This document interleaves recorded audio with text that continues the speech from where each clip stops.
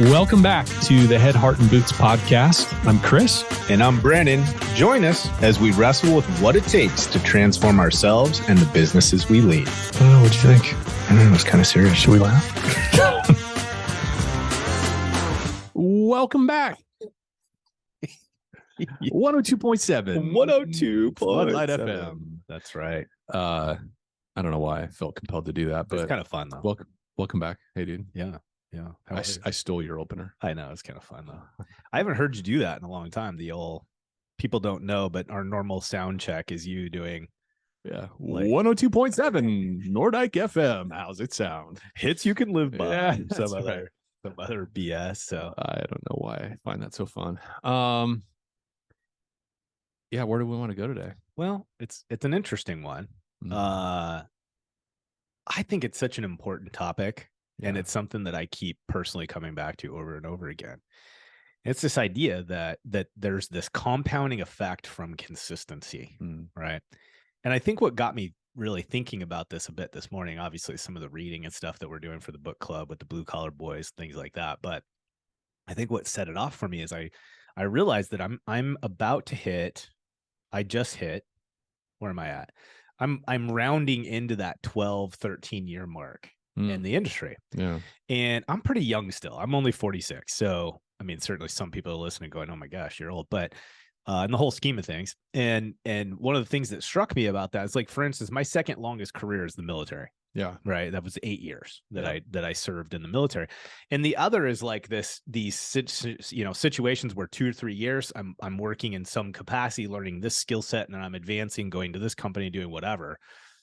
Those are those two kind of industry specifics, though, that where I've spent the most amount of time. And it just kind of was blowing me away that it's already been 12, 13 years that I've been hanging out in this industry and learning and growing and really being treated well by it. And it's part of what drives us and why we love it. Anyways, one of the things that I realized that I've reaped the benefits of has not necessarily always been, or maybe it's rarely been, raw performance or raw grit or I'm so awesome. It's not that. It's really, I have been able to take advantage of fruit that has been produced because I've committed to something and done it consistently and long enough that some of the inevitable result is beginning to produce itself. Now, that could go a million directions. Anyways, I wanted to hang there. Let's do it a bit today if we can. I like it. I love it. My brain's going off in 4 different directions already. It's awesome. Before we do that, though, we have some people to thank. That's right. First of all, let's talk about CNR magazine. Yep. We flip-flop. We get to do these reads. Brandon and I change every time. So I get CNR today.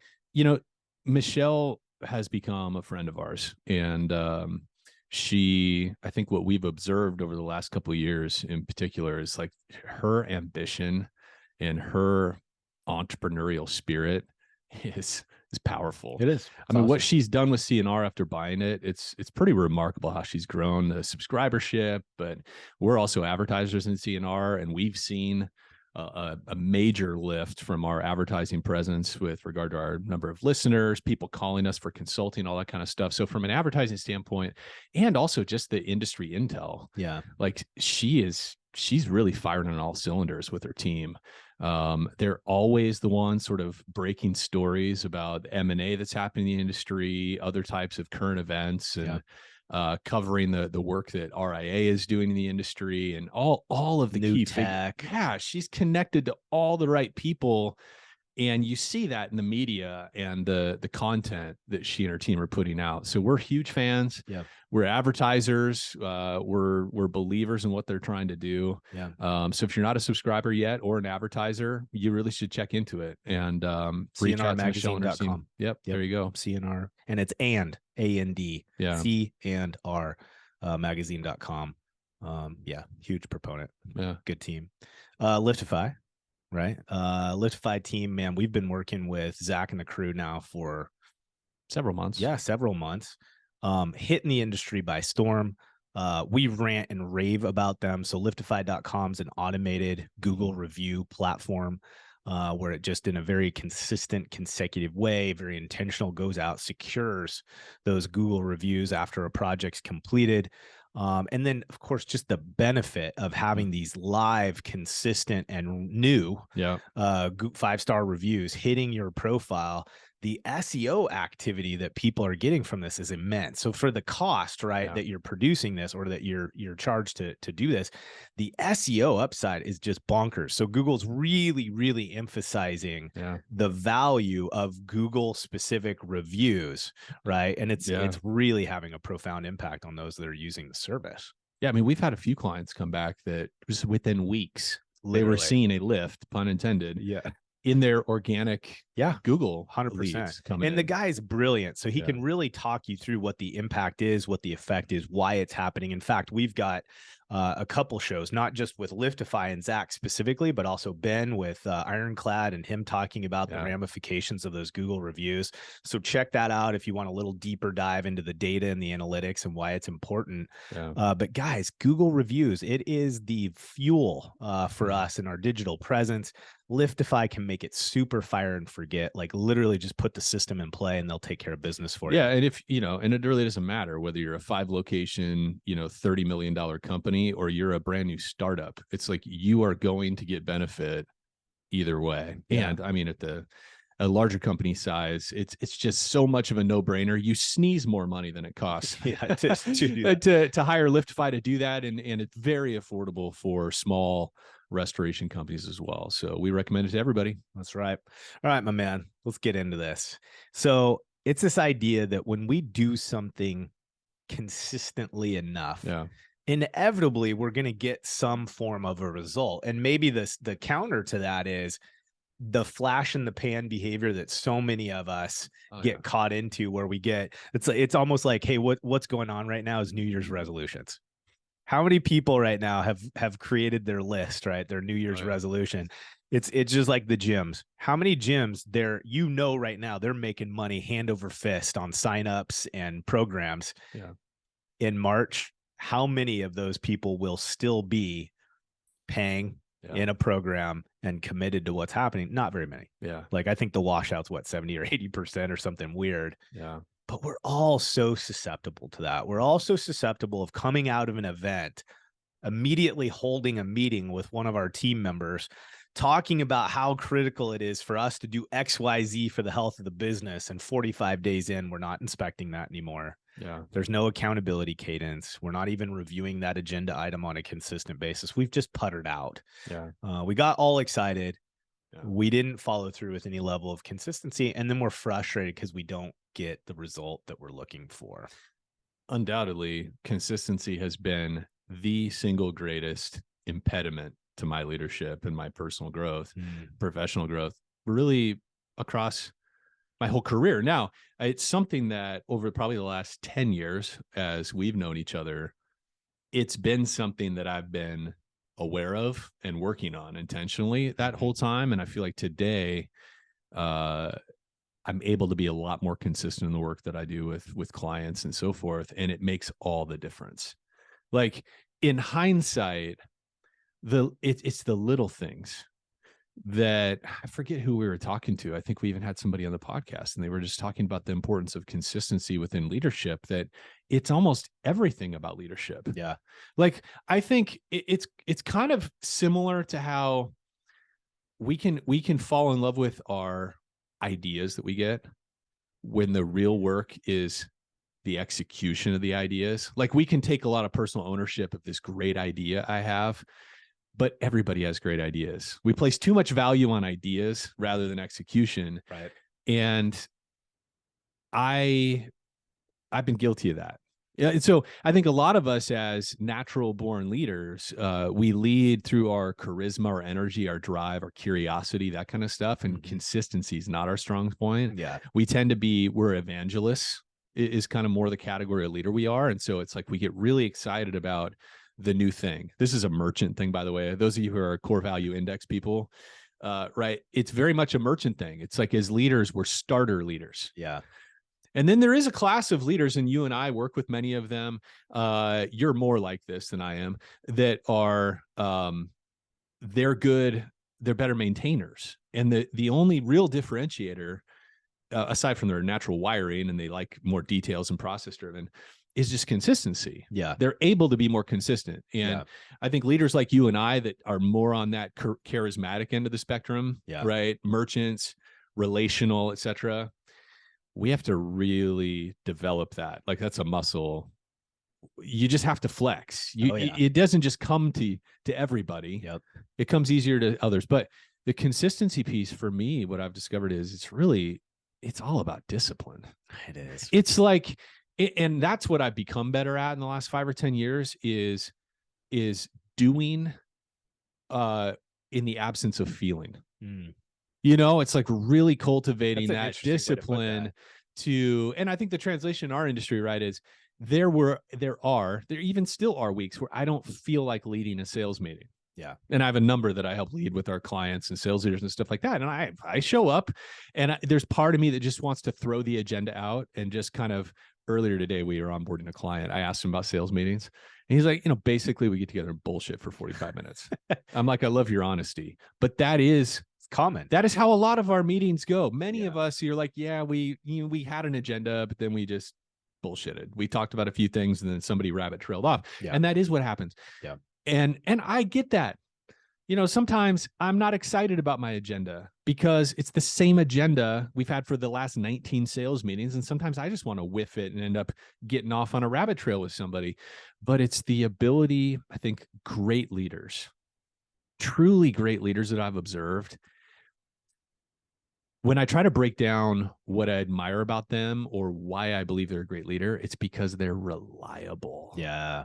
Man, every time I'm with that leader in a meeting environment or a one-on-one or just engaging with them, they're reliable. And I'm going to say something else too that I don't know, maybe I'll regret it.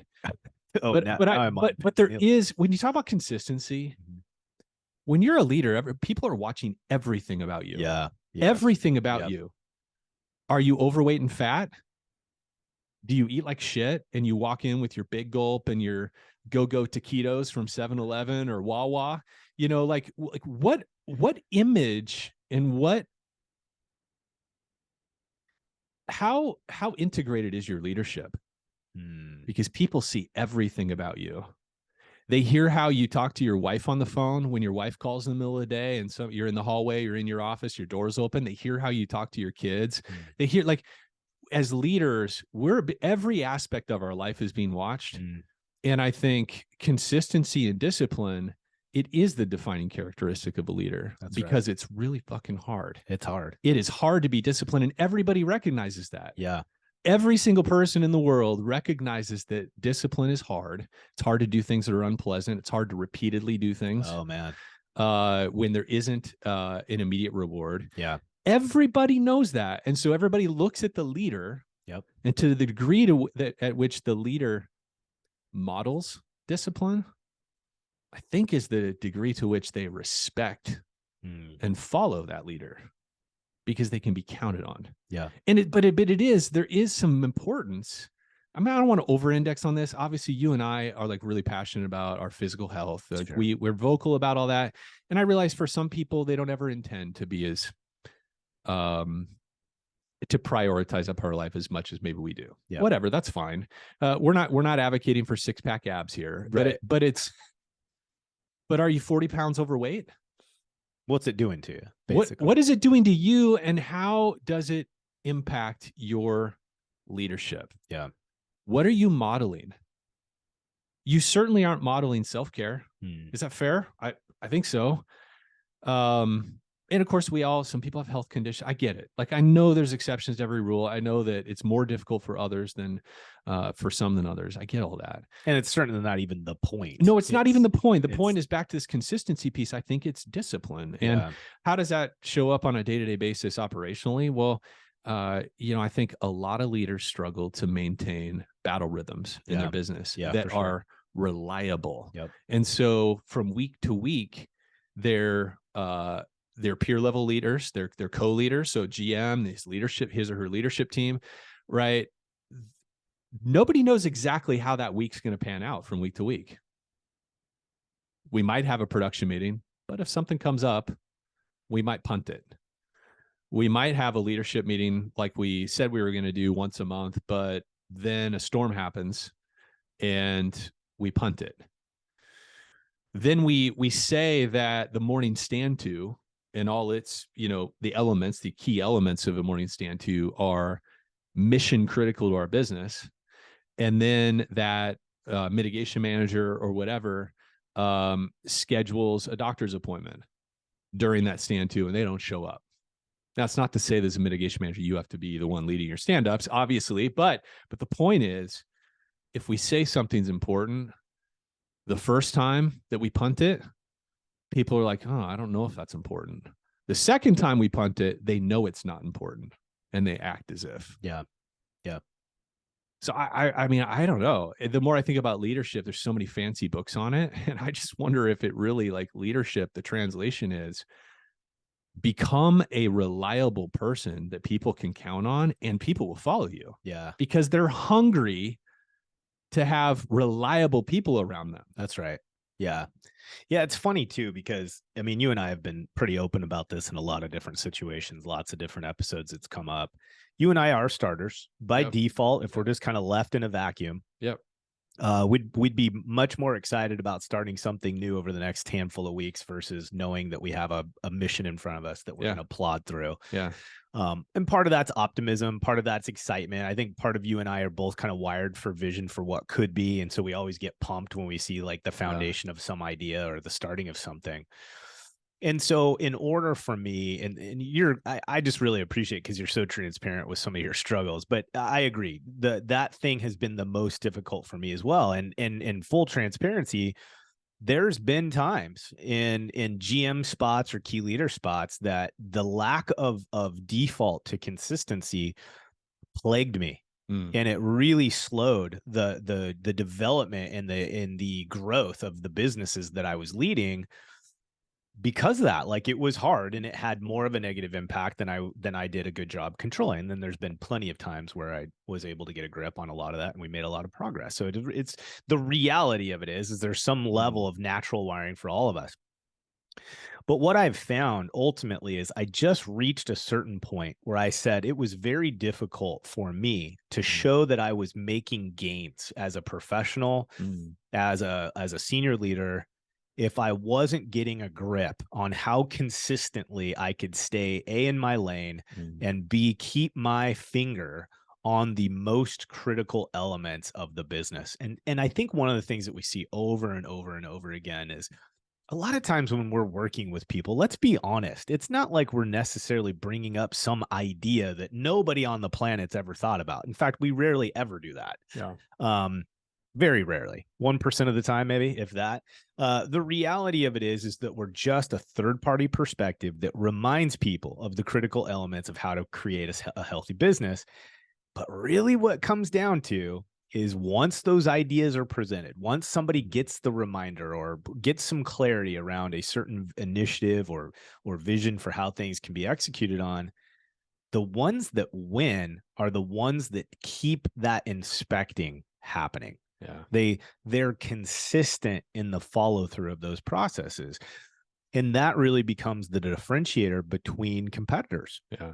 You've got, two great companies, lots of great people, lots of stored energy, maybe competencies the same across both teams, but I guarantee you the one that is most diligent, most consistent in the way that they pull up the dashboards, the way they pull up their reporting mechanisms, and the way they inspect what they expect, those are the teams that continue to grow and build and define in a healthy way. We see lots of companies become explosive and grow big. Yeah.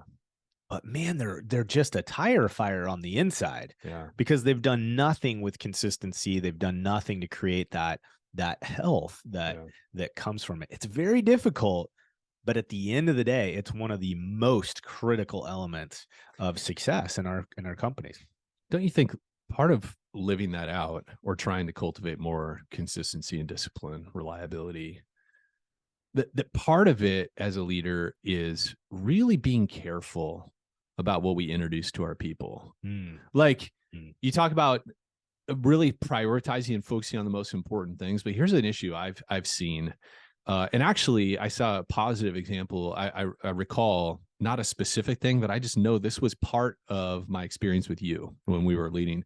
Uh, and you you were good. And I don't know if you've always been good, but I recall a number of times me bringing important things to your attention, and you thoughtfully you explain the why behind it, but you're like, not right now. We can't introduce this right now. Good idea. In fact, I can think of several vague interactions that you and I had where you were very disciplined about that. You're like, no, we need to work on this AR initiative we have going on right now. Let's come back to this. It's important. It's valuable, but I gotta protect people's focus right now. And I think as leaders, we forget to do that sometimes. Like we can kind of share every important thing. And in fact, maybe that's the hardest part, right? Is that we go to a conference, we read a book, we listen to a podcast, and we're like, oh my God, we totally have to be doing this. But we do that weekly. Yeah. And we bombard our people with really important initiatives. And in the end, no matter what we say, people don't know exactly what the most important thing is. And so therefore we don't develop consistency or a battle rhythm on any one thing. We're kind of spraying and praying, in a way. Oh, yeah. Right. And I have a strong tendency to do that where I'm always masterminding the next thing or the next better way, and maintaining a handful of simple cadences or focuses becomes really hard because they start to become a pile of important things. Man, yeah. And then our people are sifting through the pile because we're in some way holding them accountable, but we're not getting a ton of speed or momentum built on any one thing because we have so many important things we're trying to hit on. And I've seen that. I saw that in you, and I've seen that in other leaders where they're like, hey, this other thing you're bringing up is really important, but they had the discipline to say, but not now. Not now. And we do this with clients. I think you and I have the opportunity to be so much more intentional because we're in this third position, like coaching position. We can see so much more clearly in a lot of ways than we did when we were operating, to where now you and I can help play that role. We're like, okay, look, we got a lot of stuff we got to work on here. Let's focus on these three. Yeah. And keeping the customer focused on those three is part of part of what they pay us for. That's right. Because it's hard. Yeah. Yeah. And I think it's especially hard though for that profile I'm talking about, that charismatic, self-starter, entrepreneurial, achiever kind of personality. Yep. We love to, and it's an important role. Like I think sometimes when we talk about a starter and somebody who's not a finisher or not a maintainer, it can carry a little bit of a condescending or a negative thing. And it's like, no. And I think those of you that aren't starters, that you struggle with that apprehension or that you are wired more cautiously and whatever, those of you that are wired that way, you understand the value of starters. I think sometimes starters, we tend to not like that part of ourselves because we want to be a better maintainer. Better maintainer. But the reality is what it is. But I think, and all of us can become better by increasing this consistency piece. But it's interesting too, because like our 2-day, you and I put on 2-day operational leadership seminars. Yeah. And, one of the things that we prioritize in that is this kind of idea of staying in your lane. And one of the things that we work really diligently to do is first outline and identify what is the most important things that we need to be focused on. And we'd go into depth with that. And what's surprising and not surprising is how often that really is an epiphany opportunity for a lot of people, because they're leaders in transition. They've come out of technical competent roles. They're now being tasked with being responsible for people, and just their level of responsibility is completely different, and they need a new toolkit. Anyways, one of the things that we really hammer on in that is driving consistency around being in your lane and focusing day to day on these critical elements that offer the most ROI. And I think what's interesting about it is that everybody at the surface can see the value of it. But so many of us, to include myself, will struggle day in and day out, to include this week, on following through on the things that we've identified are mission critical for the business. And so I think it's important for us to maybe outline what are some things that we could be doing to enhance that consistency or enhance the discipline around that. And one of the things I heard you just say was, and I'm paraphrasing now, but be honest about assessing what you or your people are capable of. Mm, So all of us have this like legacy idea, not all of us, many of us have this idea of where we want our business to be, right? It's why we hire consultants, why we train, it's why we do all the things that we do. We're going to be this kind of business. Great, love it. yeah. But to get there, like you can't go from 0 to Mm, 100% in one push. There's just too much to take on. So I think part of creating this consistency starts with us just saying, okay, let's prioritize first. What is most mission critical? Meaning that when we put our finger on this thing, yeah. how much bandwidth does it give us? How much of the business does it affect or create a positive outcome or Right. impact on? And then I think aligning that and saying, okay, here are the 10 things, whatever. Let's be honest about what I can physically do. Mm, Let's be honest about what my people can really focus on and be intentional with. yeah. Then using that as Mm, the foundation for how many different priorities do I establish and attempt to work on yeah. this year, right? And I think the timing's interesting because all It of us is. are about to execute on a 2023 plan. Yeah. Is Do you need to relook at that plan? How many initiatives have you assigned for yourself this year? You know Well, what I mean? yeah. And I think as you were saying that, I was like, okay, okay, but how? Like, how do we decide?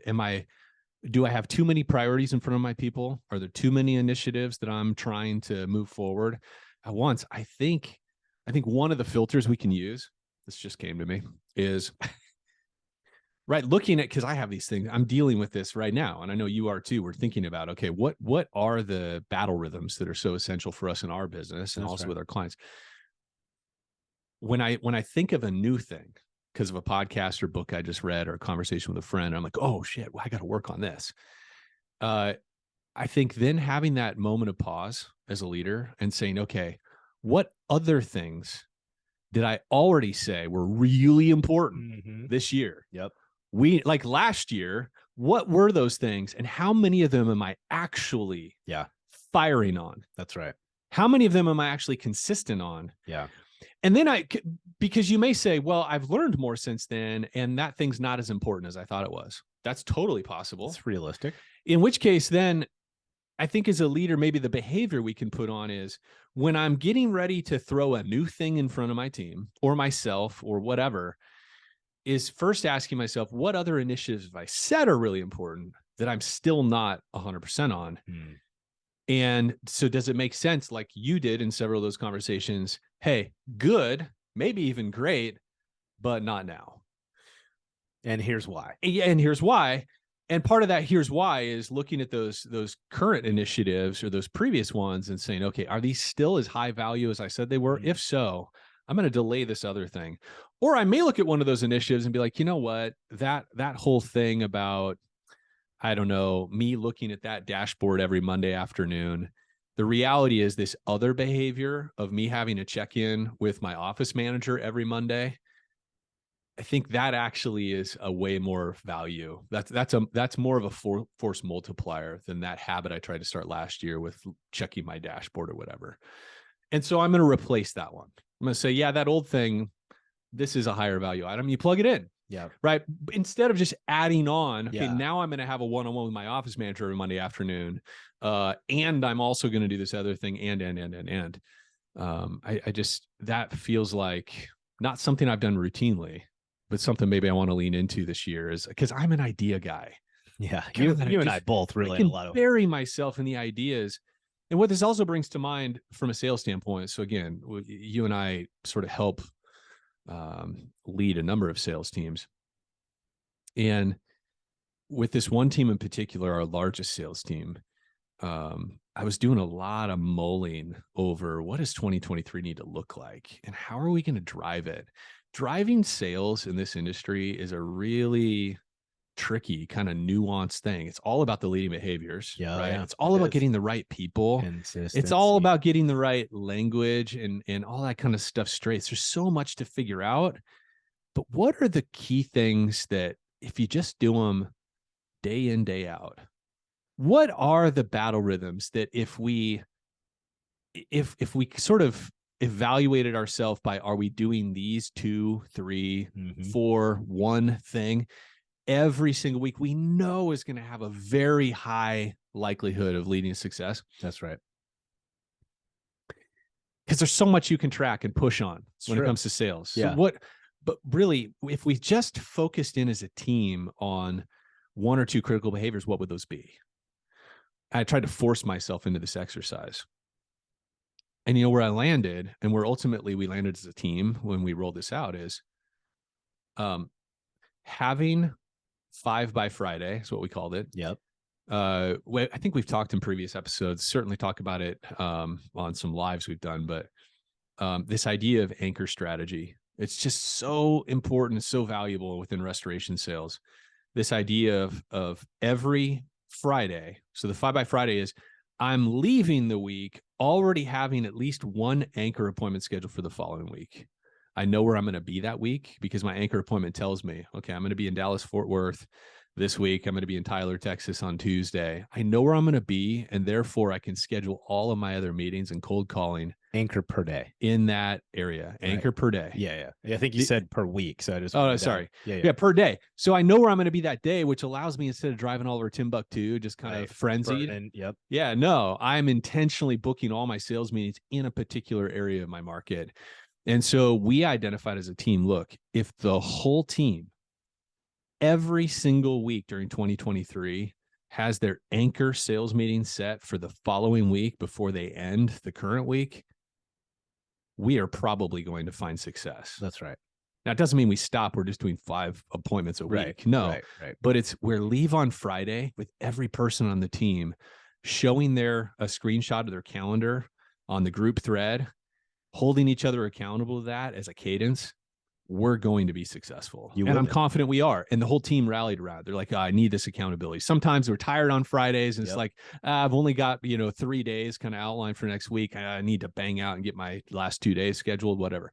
So that was the first thing we settled on, because there's the trickle down effect of that is huge. Yeah. And so I think that's an example of us as leaders finding, okay, what are some of the most important things that have the biggest trickle down effect? So I can have the least amount of specific conversations, but just have them every single week. Everybody knows, if I ask them, what are the 2 things they know at any given moment? Yeah. The second thing we landed on was LinkedIn. We've talked a lot about the power of LinkedIn. And so we established a cadence of daily, 5 days a week, work days. We have a whole process. I'm not going to get into it here. We get into our master course, but we have a very specific LinkedIn process that we do for sales. Right. And as a team, we talked about that, and everybody ended up agreeing. They're like, these are the 2 most important things. If all we did was this, we're going to win. Yeah. And so I think I'm trying to kind of break down what that process was. But for me, I was looking at 2023 and just thinking, God, how many sales calls were, there's all these metrics that you can track as a sales manager. Sure. But the reality is, it still comes back to those leading behaviors. Yeah. Are we doing the right kind of behaviors, and are we doing them consistently or not? Yeah, I think what you outlined there is you did assess. You assessed what can the team do, and that's what caused you to really break it down as a group and say, what are the most critical? It's keeping the critical things, or the most important things, the most important things. So I think you did that. I think that's a perfect example. Yeah. I think the other thing that you did there is you established clarity on what the outcome is that we're attempting to create. Yeah. And so I think that's another challenge that we have with creating consistency, is we're very good at shotgunning out this idea, the principle, the concept, but then we don't finish unpacking the rest of those deliverables. And so we don't do a good job of assessing what our team can actually prioritize at any given moment. Yeah. And then because we're not clear on what the outcome is that we want, we can't actually lead the team consistently and long enough to start seeing the end result that we're looking for. Yeah. And I think, we talk about this quite a bit with training as an example. I think this will align. We talk about really defining what training looks like. And we've kind of identified this. We're not brain babies of this. It's just kind of industry stuff. Brain babies. We didn't come up with it, but it's this idea of essentially 3 phases of training. That first one being, hey, watch me do this. I'm going to explain what I'm doing. That second phase being, now you do it. I'll coach you through it. Yeah. And then that third one being, now you do it and I will support you and hold you accountable. Well, it's that last piece that never normally comes to fruition, right? Yeah. We get really good at maybe knee jerk. I'm going to go out and I'm going to show my team this new way to do XYZ task. And they do it. And it's a great example. Awesome. Sweet. The eternal optimist walks away and says, okay, nailed it. Our team's good to go. Yeah. We don't even necessarily get into that phase where we intentionally ask our person to show us, okay, you do it. I'm going to coach you through this. Yeah. Okay. Put your hands on it. Let's get motion going here, man. Let's make this happen. Yeah. And then we never, most of the time, what we see is we never get into that third phase where we actually are monitoring and inspecting what we expect from the team. Yeah. Like we haven't reached that level of commitment. And I think that is where that lack of consistency shows its head. It rears its ugly head. Yeah. Right. I'll tell you, here's a thought on that, because my example with the sales team, of course, now the task for me is those two things have to be the most important things that I'm focusing on a week basis. And sometimes we set things up that there's a learning curve for our people. And here's a perfect, LinkedIn is a perfect example. For a lot of salespeople, that's a real new skill base. They're not as familiar with sort of working in the LinkedIn environment. Like they don't know their way around the profiles and all the functionality super well. And so what it means when I establish that with the team, and this is my task right now, it's funny. If I say that's the most important, I have a sales rep right now, actually, that has struggled to kind of onboard the whole LinkedIn, getting it all dialed in, and then working the system, the process. And so the first couple of weeks when we rolled that out, they were like, yeah, I didn't do it. I didn't follow the process the whole time. I'm still trying to figure it out. I'm at sales meeting this Friday.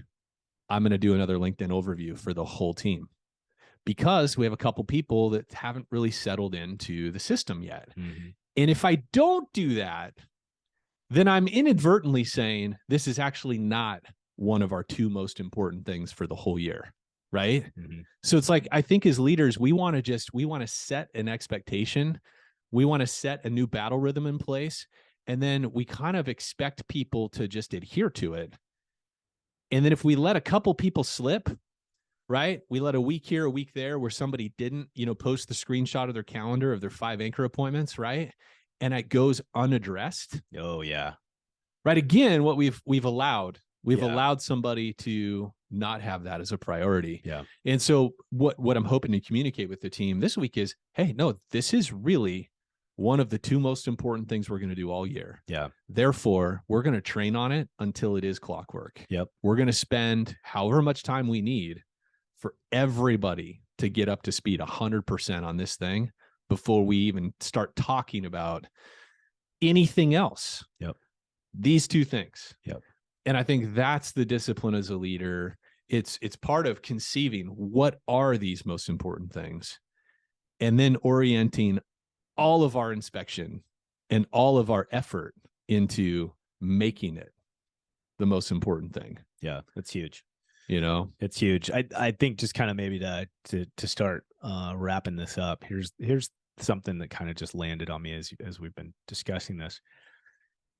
It's the fact that all of us can, if we're honest, we can all look out over our staff. Let's not even do the hard work of looking at ourselves, right? Yeah, right. It's always easier to look at everybody else. We look out over our staff.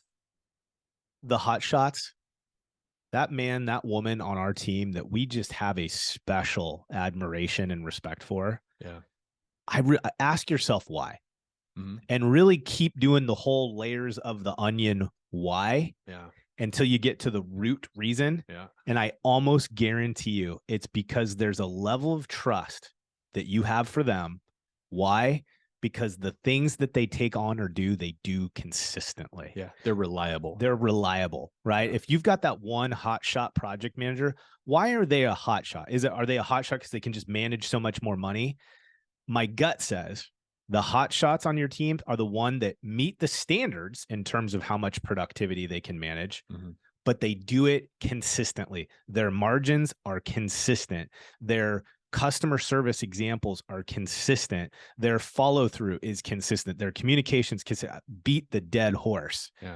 I can almost guarantee most of us, if we look at the elements of our business where there's traction, Yeah. it's because that task, that thing, that person is being more consistent than they are not. Right. They probably have, and it's probably not a huge, because some people hear that and they get overwhelmed because they don't see themselves as a consistent person. Like they think about all the task pads and sticky notes and stuff required to do that. The reality is it's probably just 2 or 3 key disciplines that they don't stray from. It's probably not some elaborate, fancy, sophisticated way that they're doing their job. I like you said, the pile of priorities. Right. Right. Yeah. Right. It's like they probably just have 2, or I'm thinking of some of the really successful project managers that we had.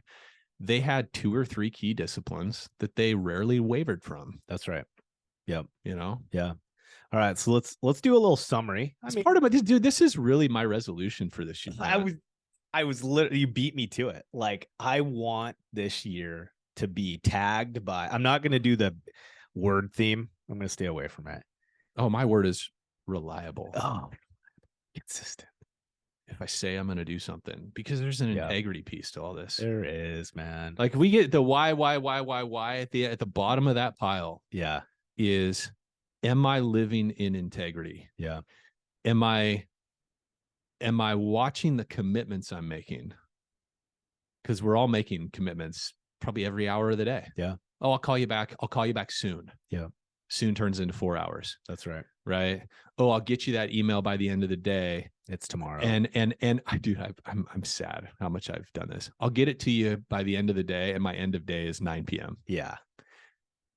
Right? Yeah. My intent, the that integrity, I can relate the to. integrity part is when I said by end of day, I did mean 5 o'clock, but then I fudged it because I got busy. I didn't discipline myself very well that day, and it was 9 o'clock. And so I was out of integrity, even though I told myself, well, I told them end of day. Yeah. They're East Coast, whatever. Blah, blah, blah. Right? Yeah. Reliability, man. I totally get it. It's the word of the year. Yeah. I want to drill in and be more disciplined. And that's where, that's where all of this kind of lands, I think, is when we think about consistency. Those are that principle, that idea is going to create the most gains in our business, but it's difficult. It requires proactive engagement. It requires keeping it simple, right? That we can't overcomplicate things. Mm-hmm. But I just think I'm just encouraging everybody this year. Like, I'm not a big fan of like theme words for the year. You heard me already say that.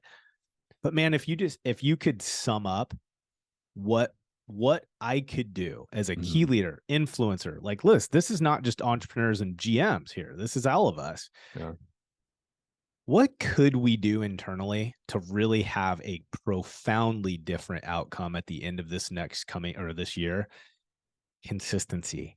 Just identify a handful of things, personally, professionally, just a handful of things that you're just going to promise to yourself. Hey, I'm going to do this one leading activity, this one behavior. I'm going to maintain this one attitude, this one battle rhythm, and I'm just not going to let up. Yeah. I'm going to do this all year. Okay. Well, how are you going to do that? Quickly. And then we'll wrap this thing up. Hey, look for an accountability buddy, right? Maybe someone else in the chain of command, maybe somebody outside of the organization, maybe somebody that's in that succession planning seat, somebody that's coming up in the ranks that you're mentoring and coaching. There's nothing wrong with being transparent with them of, hey, this is a priority for me. Will you help me be accountable to this? Yeah. What a standard that you're setting and a precedent that you're setting for that individual who's learning how to be a leader, right? Under your guidance, right? So I think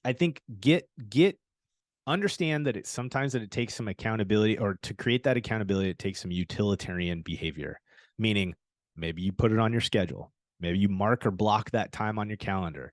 You look for some ways to be accountable, have a redundant, somebody in the backup to help you, stay true to that. If you do that, on just a few things. Dude, this reminds me, I don't know if it was Jim Dethmer, or if it was a friend. People are like, dude, I'm so sick of hearing about Dethmer. Stop it. No, he's great. Hold on. Interruptions. Somebody said this to me, and I was like, this is so good. If you're a leader you get easily distracted, what we've been talking about this whole time, right? New ideas, new initiatives, all the things. One of the suggestions that I heard from a leader was, look, I have to tell my team when I establish our priorities, I have to humbly ask them for their help. And I tell my team, listen, I'm inclined to go after the new shiny object. Maybe some of you can relate to that. Of course, everybody does. Yeah. And that key leader, that CEO, that GM, that sales manager, whatever it is, department leader, is to establish what those priorities are with your team and ask for their help in staying focused on it. Hey, guys, I know in the past, one of the bigger mistakes I've made is I throw something new at you guys, and then it's the idea of the day. And then 4 days later, we're changing it, or we're doing this new thing now on top of that. I know I'm inclined to do that. I know how frustrating that must be for you guys sometimes. Will you let me know? I'm giving you permission. If I start to stray on some squirrel or shiny object away from these 3 things that I just talked about, I want you to call me out. The team needs for you to call me out. Yeah. Now, I may have an explanation of why that thing needs to happen, but there's a good chance that you're going to help me refocus on the priorities we've set. And I need that help. I'm not superhuman. Right. I have the same distractibility that all you guys have, but I'm responsible for you guys. And if I start to stray from these priorities, please tell me. And I thought, God, that is so awesome. And what a great way to model humility. Perfect. And consistency for your team. Man. Yeah. You know?